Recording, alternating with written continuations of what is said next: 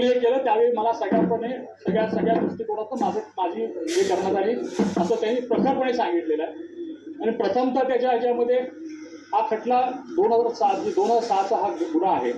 याच्यामध्ये आपल्याला पार्श्वभूमी सांगतो, 2006 मध्ये ही घटना घडली 2006 मध्ये ह्याच्यामध्ये तपास कळंबोली पोलीस करत होती। कळंबोली पोलिसांनी 1.5 वर्ष तपास केला।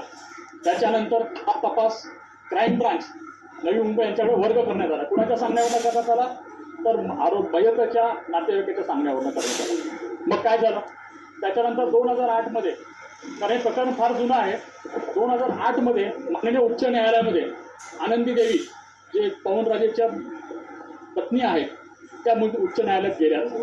त्यांनी या प्रकरणामध्ये तानाजी पाटील, आपल्याला माहीत असेल तानाजी पाटीलची नार्को ही पूर्णपणे मीडियावर दाखवण्यात आली आणि उच्च न्यायालय प्रकरण पेंडिंग असताना ही नार्कोची सीडी जी आहे ती बाहेर मीडियाकडे लीक करण्यात आली। त्याची डॉक्टर साहेबांवर संशयाचं वातावरण तयार करण्यात आलं आणि त्या वातावरणाच्या आधारे त्यांनी उच्च न्यायालयांकडनं असं हे दाखवलं की बघा हे एक सिनियर मंत्री आहेत, कॅबिनेट मिनिस्टर आहेत आणि आम्हाला न्याय मिळणार नाही आणि म्हणून सीबीआयकडे वर्ग करावा। मग सीबीआयने काय केलं, ऑक्टोबर 2008 मध्ये माननीय उच्च न्यायालयाने सर्व कागद जे आहे ते सीबीआयकडे हँडओव्हर करा, हस्तांतरित करा म्हणून सांगितलं। सीबीआयने 2009 पर्यंत काही केलं नाही, पण त्याच्या आधी सीबीआयकडे ही केस म्हणजे 2008 मध्ये ऑर्डर झाल्यानंतर सुद्धा मे 2009 मध्ये ही कहाणी फेब्रुवारी 2009 मध्ये सुरू होते।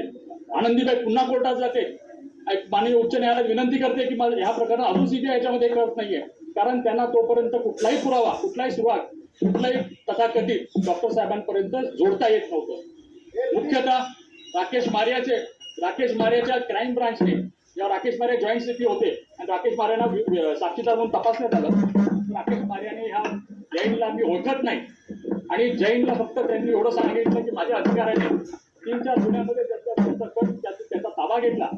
त्यामुळे 19 एप्रिल 2009ला त्यांनी मला खुलासा माझ्या अधिकाऱ्यांनी सांगितलं की असं जैन हा व्यक्ती हा सांगतो। नुकतंच फक्त तथाकथित म्हणणं होतं आणि पहिल्या दिवसापासून हा धादांत खोटं बोलणारा व्यक्ती आहे। राकेश मारियाने 5 मे 2009ला पत्र लिहिलं। Rakesh Maria joint CP crime होते, तर त्यांनी कमिशनरांना कळवता, होम मिनिस्टरला न कळवता, मुख्यमंत्र्यांना न कळवता हे पत्र राकेश मारियाने डायरेक्टली सीबीआयला पत्र लिहिलं। त्याचा काही संबंध नसताना राकेश मारियाने का हस्तक्षेप केला त्याचं समोर आली पाहिजे, त्याची चौकशी झाली पाहिजे। राकेश मारियाने हे पत्र सीबीआय दिलं आणि सांगितलं या गुन्ह्यामध्ये हा एक आरोपी सापडलेला आहे आणि आम्हाला ह्या आरोपीने हा कबुली जबाब दिलेला आहे। राकेश मारियाची जर आपण साक्ष पाहिली कोर्टासमोर तर कुठल्याही प्रकारे स्पेशल डायरीला एंट्री नाही।